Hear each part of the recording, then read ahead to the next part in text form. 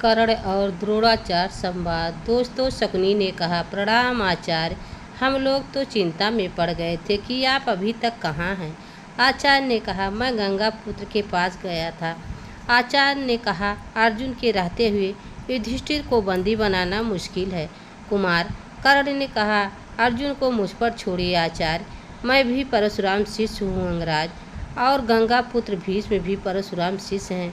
मुझे तुम्हारी वीरता पर संदेह नहीं है, किंतु अर्जुन फिर भी अर्जुन ही है। विराट युद्ध में तुम अर्जुन के बाणों का स्वाद चख चुके हो। कर्ण ने कहा, तब तो हमें वहां चलकर आत्मसमर्पण कर देना चाहिए आचार्य। अंगराज की बात विचार रही है आचार्य। कर्ण ने कहा, मैं प्रधान सेनापति से क्षमा चाहता हूँ।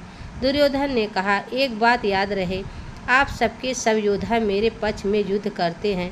यदि मेरे शिविर में हम टकराता रहा तब तो मेरी पराजय निश्चित है।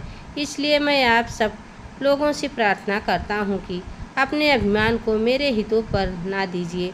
और मैं गुरु श्रेष्ठ से इस बात पर सहमत हूँ कि जब तक हम अर्जुन को युधिष्ठिर से दूर करने में सफल ना होते जाते तब तक युधिष्ठिर को बंदी बनाना संभव नहीं।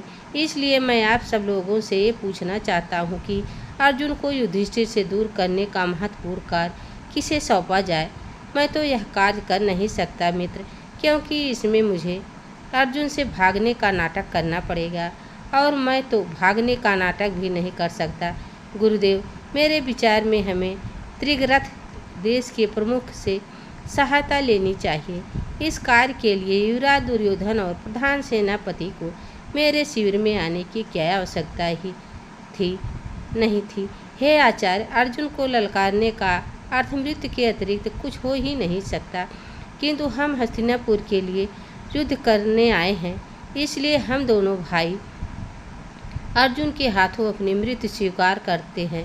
दुख केवल इसका है कि ये कहने स्वयं आप आए। यदि आपका द्वारपाल भी हम तक यह संदेश पहुंचा देता, तब भी हम दोनों अपना जीवन भेंट कर दिया होता। दुर्योधन ने कहा, इतिहास सदा तुम्हारी गिनती महारथियों में करेगा मित्र।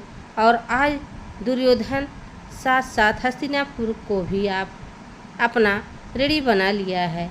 तब दोनों भाई शपथ लिया और कहा, यदि हम रणभूमि से लौटे तो अर्जुन वध के पश्चात लौटेंगे, और यदि हम अर्जुन वध ना कर पाए तो फिर हमारे शव आएंगे।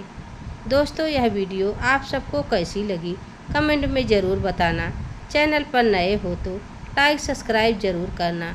तब तक के लिए राधे राधे, जय श्री कृष्ण, धन्यवाद।